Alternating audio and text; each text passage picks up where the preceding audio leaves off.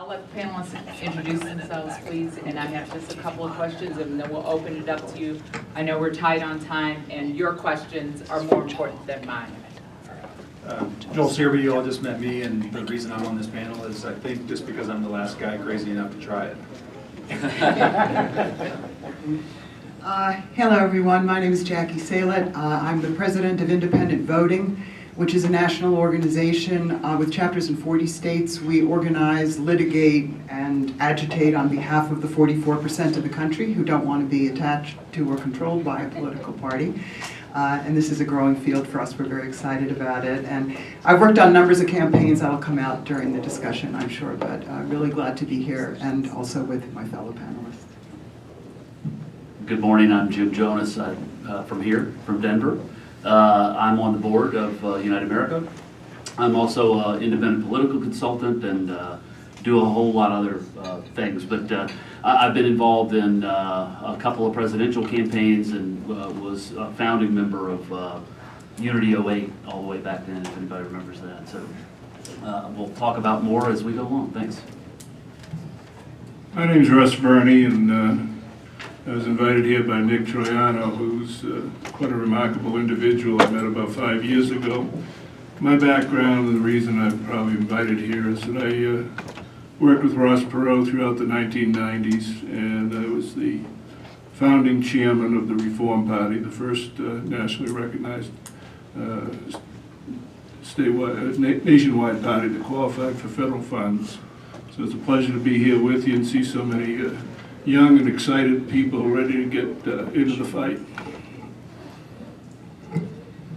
Thanks, everyone. Hi, I'm Michael Slaby. I'm on this panel, I think, because I ran tech and analytics for both the Obama campaigns in 8 and 12, and have a lot of interest and sort of knowledge around sort of the infrastructure of running national campaigns and what it would take to do this on the independent side.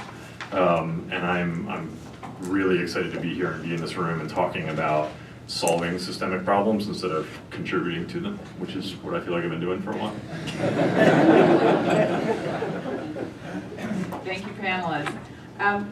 First question is for Russ, Jackie, and Jim. Could you walk us through independent candidacy from a historical perspective, help us get our minds around it? Jackie, you want to start? Sure. Okay. Well, let me just start by saying presidential politics is a minefield, and independent presidential politics is a minefield on steroids. But I think the experience for me of the last 25 years was seeing what happens when the American people have the opportunity to step up and to make a broad statement about the corruption and decay of the two-party system and to do what they can to create alternatives. In 1988, I was deputy campaign manager for an independent presidential campaign. The candidate was a woman named Dr. Lenora Fulani, who in 1988 became the first woman and the first African-American ever in American history to access the presidential ballot in all 50 states and the District of Columbia. So that was an amazing achievement. And what we found in going out all across the country to do ballot access petitioning for an independent was that so many Americans wanted to have a choice in the political process. And this is back in 1988. Before the explosion of the extraordinary movement catalyzed by Ross Perot and then consolidated into the National Reform Party, which Russ referenced. After the '88 campaign, the issue became how to take the constituency that had been made visible by the independent presidential candidacy of an African-American woman. She was a longtime progressive political activist who had come from the left. And when Ross Perot went on TV in February of 1992 and said, "We have to take our country back," we listened to those words and said, we have to connect the constituency that we brought forth with that movement of so-called white angry men and see what we can build with that.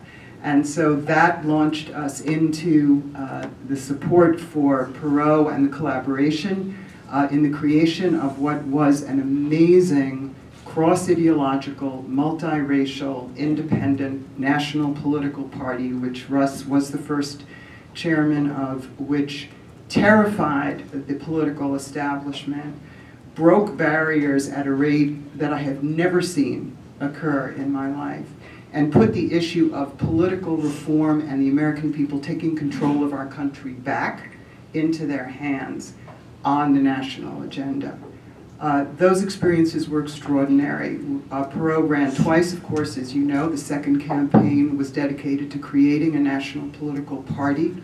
We learned a great deal about the laws, about the structures of politics, and also about how Democrats and Republicans come after you when you build something that is genuinely independent and rooted among masses of the American people who aren't supposed to be together, but they are. And so that was my initiation into independent presidential politics. And I think that we're on the verge of seeing new developments and new creations and new partnerships that will generate some things that will knock the socks off of the political establishment and create some things that will make a huge difference for the people of our country. I think the very first third-party candidate was Abraham Lincoln. Since then, there's been a long history of independent candidates, but in modern day, John Anderson was a trailblazer. John Anderson came out of the Republican Party, so that's different than being a true independent launching. He broke away from the party, but he had to trailblaze a lot of the ballot access laws and a lot of the anti-competition laws that the Republicans and Democrats had granted themselves. And he knocked down a lot of barriers. But as soon as he was done with his campaign, the Republicans and Democrats said, gee, we can't allow that to happen again. We have to have bigger barriers. So they created more barriers to ballot access. And then along in '92, Perot came and we decided not to challenge state ballot access laws. It was tying up too much time and resources and focus on legal battles when what we needed to do was create the organization, create the campaign, and compete in the election. So we went over the barriers instead of trying to knock them down. But as we went towards 1996, we chose the other alternative. We wanted to knock down the barriers, and we made some very significant changes in ballot access laws around the country, many of which were then reimposed or made greater after the '96 election to prevent, again, interlopers from competing against the Republicans and Democrats. So there's a long history there, but with every effort, progress has been made. And I think Joel talked about a movement. A movement wasn't Ross Perot, it wasn't John Anderson. A movement is what you're doing today, what you're a part of. They were a part of it, and it's a continuum that will keep going until we have changed the entire system. Jim? Yeah, I'll be brief. I just have this memory of, I was in Doug Bailey's apartment. Many of you may remember Doug Bailey was a Republican consultant for many, many years, and at one point was the consultant to, I think, 15 sitting senators, and he was just Republican through and through. And he was a professor of mine in graduate school, and that's how I got to know him. But we were having dinner one night at his house, and Ham Jordan was there as well, and we all just started talking about the need for something completely different. And Doug Bailey, Republican, Ham Jordan, Democrat, and said, why don't we put together this unity ticket and run somebody for the ballot, a presidential ballot.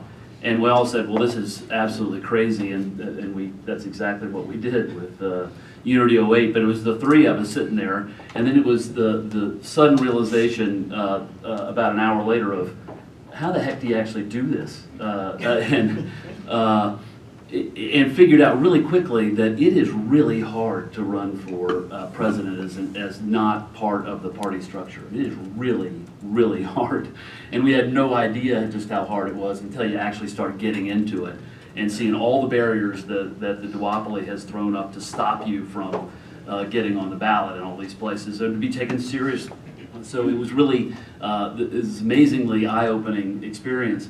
But we've come so far from then till now, from when you had none of the infrastructural capability of pulling something like this off, to what Joel and Evan were able to do on their run, just light years ahead of where we started. So I'm hopeful for what's next. Could I just make a comment about Doug Bailey? Many of you probably see Politico and these other online news magazines. Doug Bailey started Hotline. Hotline was faxed. No, many of you don't even know what that is. It's basically an anchor for your boat now. But it was faxed out every morning before noontime, and it'd be about 25 pages long, a capsulation. Doug Bailey was one of the greatest gentlemen in American politics, and he was a trailblazer. I remember Hotline. I do. Our next question is, and it piggybacks really well on that, is what's the number one lesson learned from the independent campaigns you've managed or observed? Joel, Jackie, Russ? Yeah, I'll start on that one since it's pretty fresh in my brain. The number one good lesson I would share, which I think gives us a lot of hope, is that traction is possible. I think one of the things that we pulled off in Evan's campaign was getting national traction and notoriety in a very short amount of time. And if I give you the real story, you wouldn't believe me about. We went to New York City on launch day, and we had a hotel room, and we had a fierce communications guy in Rick Wilson, and we had a bunch of people who believed in it. And that's all we had. We did not have a penny, not one penny. And we just started calling around, and lo and behold, a bunch of TV stations started having him on. And within the first 3 days, we had been on every major network at least twice. And so I say that to say the lesson is the appetite is out there. We talk a lot about the barriers and how the media ignores us and all that. But I would say that actually that is one of the big takeaways, is that there is an appetite, it is possible. The bad lesson I would take away from 2016 is that tribalism and fear tied with partisanship is very real. It's deep-rooted. And the anecdote I would give you there is that in Utah, which was the state that we had pretty much staked our whole strategy on, if we can win Utah and this thing is close, it could possibly go to the House. There was a mathematical scenario where that could have happened. And so toward the end, we realized that was really the only thing we had the resources and manpower to do, and so we put everything into Utah. I've since talked with a pollster who was tracking it almost daily, and he had us winning Utah 2 weeks out. And he told me that he didn't release the poll, and I was so angry at him, because he wasn't 100% sure that they were accurate. But then later on he said, I had 3 or 4 days of tracking where you guys were winning. And I said, what happened? What do you think happened? And he said, it's pretty obvious to me. Mike Pence came out with about 10 days to go, and he used this line, Republicans, it's time to come home. And they did. And they just did, and we ended up getting 26% of the vote in Utah. And so that tribalism and that fear that the parties want to sow, and the way they did that was they appealed to the tribalism on one hand, and then the fear line they sowed was that a vote for Evan was a vote for Hillary. And in Utah, that was a very effective message. And so I think those are the two big takeaways I have from 16.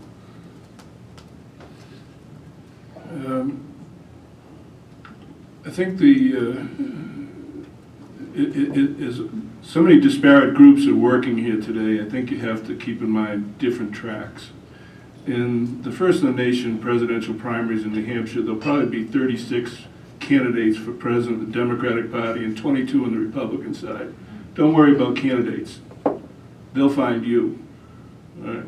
You don't have to go find the candidates. You just have to be able to find the good candidates, the ones that share your values and your principles. But you have to be ready to support them as you work in your communities to build your independent candidacies and all. You have to be the infrastructure that helps them connect to the community. In 1992, a young pollster worked for Ross Perot by the name of Luntz. And Lentz was the pollster in the beginning, and when Perot suspended the campaign in July, he went away. Well, he created a cottage industry of teaching Republicans how to co-opt the Perot voter. How do you talk to the Perot voter and tell him, I agree with Ross, but he can't win, so vote for me? Or, I agree with Ross, but he'll elect Hillary, or in that case it was her husband, Bill, vote for me. And the other way around with the Democrats, of course, have their strategy on the wasted vote. But it's a cottage industry out there to undermine your candidacy. And one of the biggest fallacies, and it's a lie that'll never die, is that Ross Perot elected George Bush. It just didn't happen. Not true. The exit polling is clear. Perot wasn't in the race. Bill Clinton would have been elected president, same outcome, but because there'd only be two candidates, he'd have had a mandate. And that's facts. But that doesn't matter because spin or wine is far more consumable. And they didn't even take any cheese with it. They just whined over and over again that Perot elected Bush. It did not happen. Believe me, it's a lie that'll never die. And don't ever be afraid of addressing that. You're in there to compete. In America, we believe in competition. You're there to compete, and nobody owns a single vote in this country except you own your own. I don't own my wife's vote. I don't own anyone else's. I'm not entitled to it. I will compete for it. Jim, did you want to, Michael, as a partisan? Oh, am I in that chair here? Well, as someone who has demonstrated he was a partisan? Yep. How about that? Yep. How do you counter that? Look, I mean, I think people who lose often need excuses. We hear a lot about blaming Stein for Trump. We hear a lot about blaming Nader for Bush 1. We hear Bush 2. We hear a lot of this conversation about wasted votes, and mostly from the people who lose. I think one of the important things to recognize about this hunger for more choices and this hunger for a system that feels like it's more citizen-centric, which I think is extremely present in American politics right now. I think if you look at the sense, people's sense of feeling represented by their government, there is a very sad broad U-shape to that concept of there's a very small set of people on the left who feel like the Democratic Party sort of speaks for them. There's a very small, probably might be even smaller set on the right that feel like the Republican Party really speaks for them, and everybody in the middle is just feeling completely left out, locked out, abandoned, ignored, any number of sort of feelings that a lot of us are tapping into and talking about, and a lot of the reason why a lot of us are here. What I think is important as we think forward to 2020, right, that like ignoring the excuse making of losing candidates is like just a valuable principle to carry forward for this room. It's not, you know, if we look at 2016 alone, you know, the idea that Stein siphoned off enough votes from Clinton to elect President Trump, I think is the kind of thing you say when you've run a bad campaign. And that's, you know, I had a lot of friends on that campaign. There were a lot of mistakes made, right? There's a lot of attention not paid to the right things. There's a lot of things that were missed. And I think one of the things that's worth talking about here as we think about 2020 for independence is we're not just talking about the presidential line, right? It's not necessarily just about do we collectively get behind a presidential candidate, but we're running in a presidential year when there is enormous attention, enormous disaffection with both parties. What opportunities does that represent for us as a movement looking forward, completely independent of the presidential line, right? What does it mean for us to run hard and win and make a difference in lots of places and to lose close in other places? One of the principles that people lose sight of a lot, and I think this was a real problem with Secretary Clinton's campaign in 2016, is the value of losing close. Right, that as a Democrat who's worked in very partisan contexts my entire career, there are Democrats everywhere. There are progressives everywhere. There are people who want to be represented everywhere. The fact that we don't run candidates and that we allow things to be uncontested is an abdication of responsibility as a party, right? And not providing alternatives and not providing a voice that articulates what I believe, and not being able to vote for someone for whom I have real affection and intensity is a problem in American politics. It's part of why people don't feel represented. And so if you look at, Wisconsin or Michigan or Pennsylvania, you see a presidential cycle in 2016 where instead of losing 70-30 in some of these rural counties, Secretary Clinton was comfortable losing like 90-10. Or if you go to like Kings County, Texas, it was like 96-4. Right? The problem with that is that adds up, right? That adds up over the course of an entire state. That adds up over the course of the country as a whole. And there are lots and lots and lots of opportunities for us to build momentum and give people a sense of being represented by people they respect and want to be voting for, instead of the lesser of two choices, which is how I feel a lot in politics. I don't want to speak for anyone else. But giving people real choices is part of how we provide leadership to get people re-engaged in the process. The other thing that we're not quite talking about yet is the lack of participation in American politics is not voters' fault. Blaming voters for bad choices is weakness, right? It's our fault that people who work in professional politics and work in campaigns, we're the reason why people think it's disgusting and that politics is awful. Like, we are the ones that need to play a role in fixing this. And part of it is changing the way we campaign. Thanks. Yes, please. And then we're going to open up for questions. Okay. How are we on time? How much more time do we have? We have 20 minutes. Oh, good. Okay. Okay, great. Maybe to look at some of the issues that Michael, you and Russ, you brought up on this from a slightly different angle, which is, let's say from the viewpoint of the 44%, the independent voter. My view on this is that all of what we're doing and all of the work that different groups and so forth are focused on in the independent and reform movement, it's so important to include constantly finding ways to make visible and to empower that 44% of the country who have identified themselves as independents. In 2008, networks of independents all around the country got behind Barack Obama in the Democratic primaries, and 30 states allowed independents to vote in those primaries and caucuses.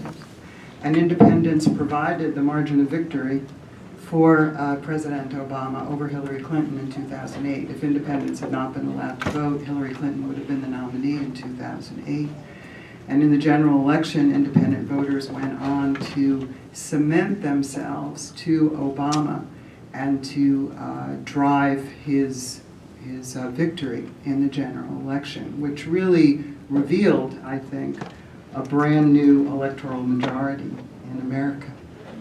But following that, when Obama went to Washington and went to the White House, the Democratic Party claimed him and began to operate in ways that denied the truth of the role that independent voters played, not just in that election, but in creating a new majoritarian coalition in the country.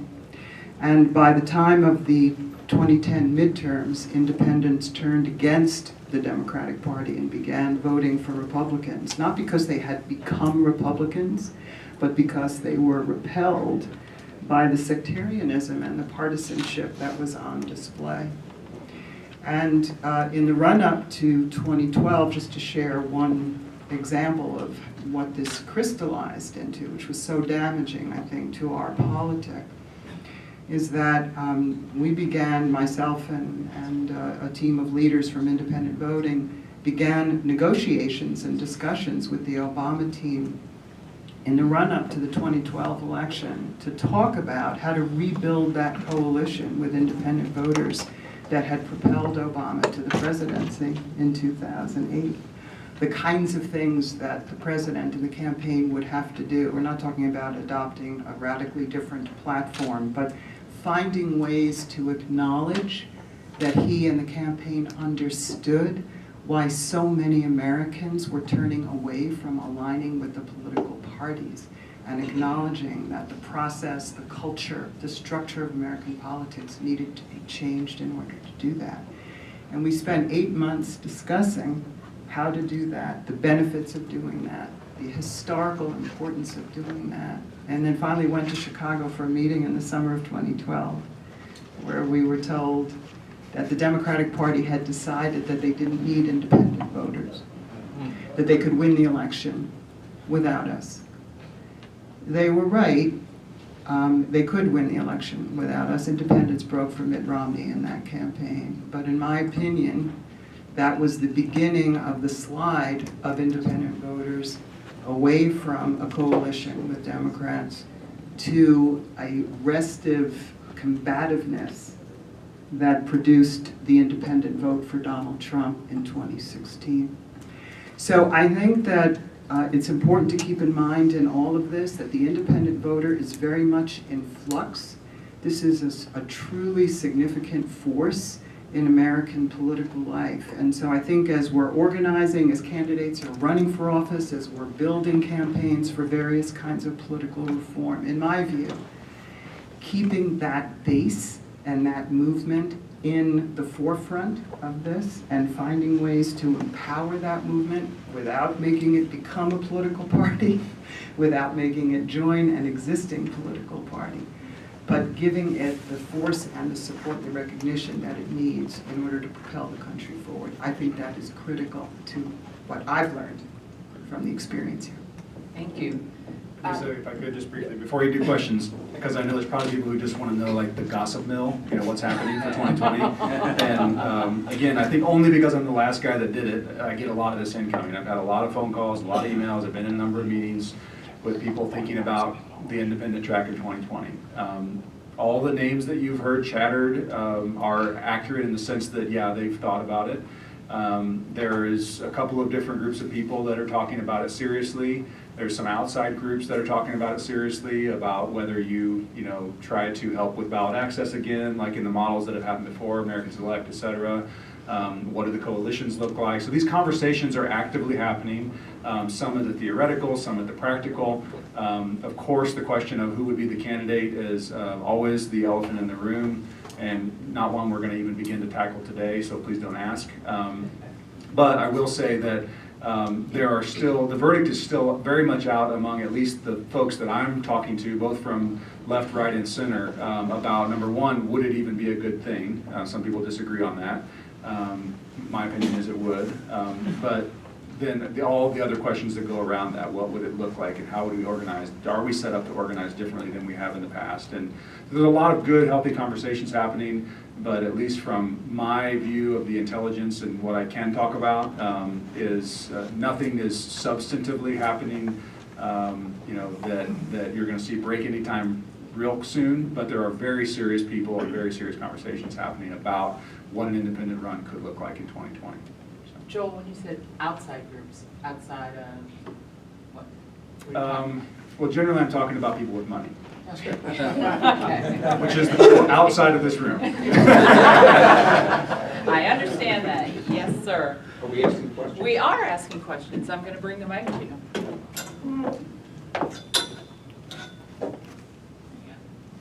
Jackie, first, thanks for your history of what happened with the Obama campaign. And Russ, I'm very interested in your talking about infrastructure building to communities, but also third-party spoiler. I certainly bought that hook, line, and sinker. Do we need a kind of independent group of PR people to change that narrative for whoever runs the next time around? 2 or 3 good lines that work, that kind of bust that framework? The problem with public relations is credibility. You've got thousands and thousands of reporters out there, and they've got a list of people that they call for comment, and you're not on that list. How do you get the credibility to be on that list? That's where a national spokesperson comes in, because once they're broken through on the national level, they've got that credibility all across the country. But getting there is pretty near impossible for most of us. Is it great to have talking points that are create an echo? Yes, absolutely. But somehow, whether it's going to be Nick Troiano or if it's going to be someone else in the leadership of Unite America, that we've got to create a national individual that has credibility so that it will be a resource. You always want to be able to comment in a story. So if there's a Republican and Democrat commenting in a story, you want to insist that they include that third voice, and you have to have a credible person. If Nick rises to that level, you're set. Then everybody at the local level, as they create that echo of the same message, it resonates in the community and you get attachment from the voters. Okay, we have a Yeah, I question wanted right to there. follow up, actually, follow up on that in a different way. Michael, do I understand that you are a big data analyst? That's what you did? Sure. Okay, I want to follow up on that because is anyone in any of these movements using you to analyze how the data can be used to elect independent candidates, whether the president or the governor or the local house? Because it's the same issue here that Russ just made. Unless there is somebody who can focus the effort, how does the effort get leveraged? I mean, part of the answer is I'm here, so that's part of the answer to your question is I'm here in the room and spending a lot of time with Joel, and Joel and I become friends over the last 2 years. Largely, you know, I think if we sat down and went issue for issue, we would disagree on a lot of stuff. But I think we very fundamentally believe that what's broken about the system is more important than almost any particular outcome. And we become friends, and we've been spending a lot of time talking about particularly the infrastructure. One of the real challenges of running as an independent, and one of the things that parties give you is infrastructure to ride. And what does that look like? What does that advantage actually look like, and what would it take to meet that some minimum threshold of infrastructure that's durable between cycles? And it's a big question. I'm not currently personally spending a lot of time with a lot of candidates, but people are. I think the tools around data and analytics are not inherently partisan. I think we've seen both both the DNC and the GOP invest extremely differently in data and technology over the course of the last decade. I don't see either of them investing in it particularly well right now, which is also an opportunity for us in this room to think differently about that. And the short answer is yes, as the conversations are happening. What Unite America is already doing and has done in building the first kind of real kernel of data sharing between independent candidates is already happening right now. And to your earlier point of outsiders, okay, so let's pretend they're outside this room. How much funding does Michael need to do that effectively?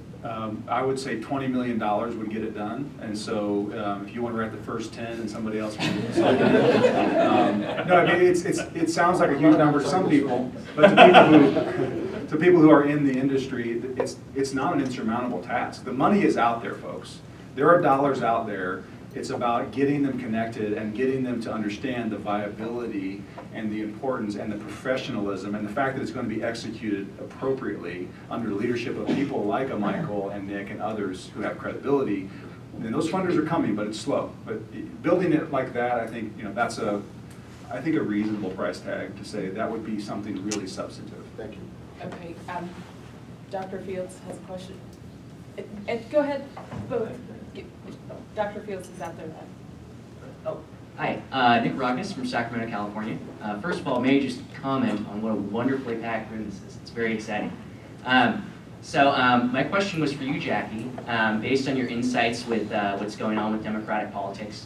And I think an important thing that I wanted to ask you, reading the tea leaves on what could happen with 2020 presidential politics, there seems to be, conflict going on within the party right now, what direction that they're going in. If they're going towards, perhaps leaning towards a more progressive candidate, or, someone that's more of the old guard, sort of the centrist kind of perspective, and you see that, conflict playing out across the different House races that you see across the country.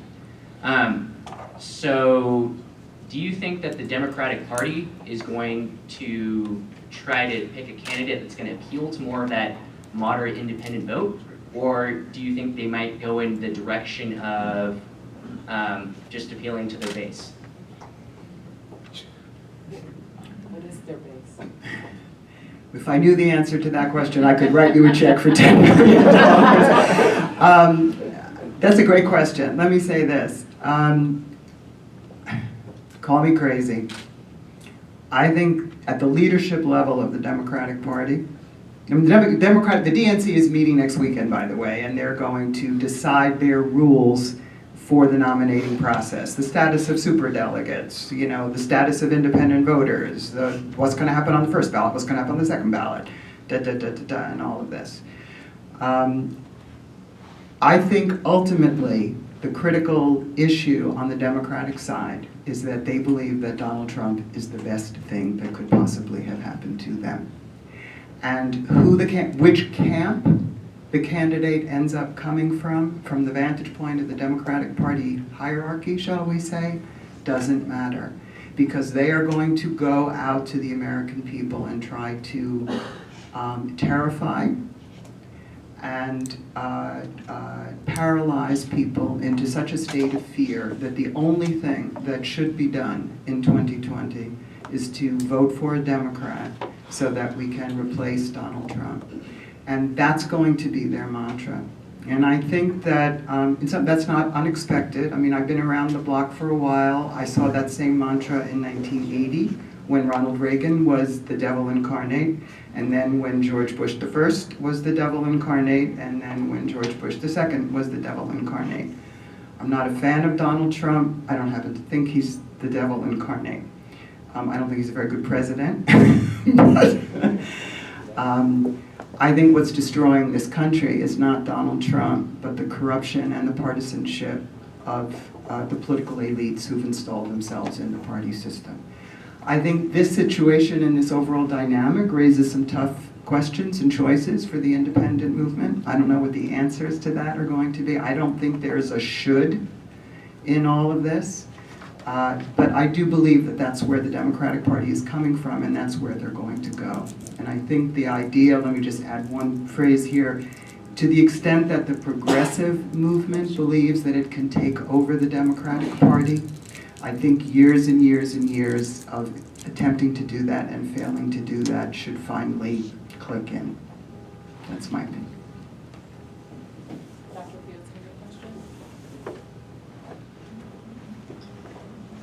Thank you very much. As someone who ran for Congress as an independent against Congressman Rangel in Harlem in 2002 and said out front that I had no chance of winning the election, but I was working very hard and was running for the community to have a voice and to object, to make a statement against the two parties and to support the development of the independent movement. I'm very sensitive to the seductiveness of winning and how great it would be to win, you know, independent president. I think it would be great. However, my caveat is that what is the relationship between possibly winning in 2020 and changing the dynamics and the suffering and the crisis at the social level, the economic level, and the communities around this country? And what's the relationship between that and actually building a movement that brings the American people together? So the African American community is the community that was excluded in this country from the beginning, that was constitutionally excluded. And any reform movement that's really going to make a difference has to be diverse and has to be inclusive and has to include in a significant way the black community and communities of color and the poor. And those are big challenges, building that, bringing people together on that level, really implementing reforms, changing the way the process works, the partisanship, it's in the structure, it's in the primaries, the closed primaries, the issue of redistricting, the debates, etc. There's so much. So that's my concern. I want to put that out because I think it's easy to go with, let's elect a candidate, here's what it takes, and so forth. So that's my question. Lisa, can I address that? Yes, and then Joel. Dr. Fields, it's an honor to see you again. Nice to see you. There are many ways of winning. It isn't necessarily being the victor on election day. In 1992, Perot got 19 million votes. Both the Republicans and Democrats wanted to know how do they get those 19 million votes for their candidate 4 years later. If some of you, like me, have a little gray hair, you'll remember something called the Contract with America. The Contract with America had two parts to it. One half of it was written right out of the United We Stand America book, our issues, our platform. The other half was written right out of the Christian Coalition. Those were the two main political organizations in the time that both parties would like to incorporate into their voting bloc. Republicans had a good hold on the Christian Coalition, but they needed to firm it up. So we changed public policy as a result of what we negotiated into the Republican National Campaign for Congress in 1994. The budget was raised back at that time that we have an annual deficits of somewhere, well, I forget the numbers now, but we had an accumulated national debt between $3 and $4 trillion, and that was deplorable. The budget hasn't been balanced since World War II. Bill Clinton balanced the budget in 98 and 99. The only reason it was balanced was a result of the Perot vote. So again, you win. We now have a $21 trillion deficit of debt. When Perot ran in 1992, 19 million people voted for him who could not vote for a governor, a senator, a congressman, or anyone else in his party. There was nobody else. They had to split their ticket. Splitting tickets is a very important feature of the electoral process for independents, because you don't run as a ticket where somebody can just punch one button and leave the voting pool. They have to make individual selections and choices. So 19 million people splitting their tickets in 1992 was a remarkable event. Then you do get into the ballot law things, you get into the participation in debates. Ross Perot did participate in all 3 debates in 1992. He didn't do it because there was some criteria that allowed him to do it. He did it because George Bush said, I'm the leader, I'm the candidate everybody wants at the debates. If you want me there, Perot has to be in it. I'm not going to debate Bill Clinton unless Perot's there, because Perot helped split the anti-Bush vote. And that's how we were invited into the debates. It was a political deal. It was not about all this mysterious criteria of some out-of-work consultant is going to decide whether or not I have a realistic chance of winning. It had nothing to do with it. It was pure politics. But it did change a lot of dynamics. So you can win in lots of ways, and engaging so many people. Like, there were 7 million people that voted for Perot that wouldn't participate in the election if he wasn't in it. So you create lots of lasting impact by being an independent candidate and giving it your all. And I just want to kind of, we do have to wrap it up. I want to address one piece of what you said, Dr. Fields, which is, I'll just go ahead and own it. We need to diversify this movement significantly. I'm encouraged by the socioeconomic and age demographics that we see today, but I'm discouraged by the the lack of racial diversity that we have. And so I charge all of us with continuing to grow that and to help to reach racial minorities and understanding why this can be important for the country as a whole, and not just for some political kind of hackery. As I think the way that I'll close this is, I do want to say that, number one, while certainly there are lots of different ways to define a win, I want to be very clear that, at least as it relates to me and United America this year, we are in this to win elections. We need to win elections, and 2018 needs to be a year where we set down some markers and we win some elections. As we look forward to 2020, it's so complicated to know what would an independent presidential candidate look like? What would be the impact? I think overall having one on the ballot would be very good for the movement, in my opinion. But be that as it may, I think if there is to be an independent presidential candidate, I certainly, for one, would not support some kind of even more brash figure who can just out-Trump Trump. We need someone to bring this country together in the worst kind of way. I don't know who that is, but that's what I believe we need. And so that's what I'm going to be working toward, to the extent that it's within my power.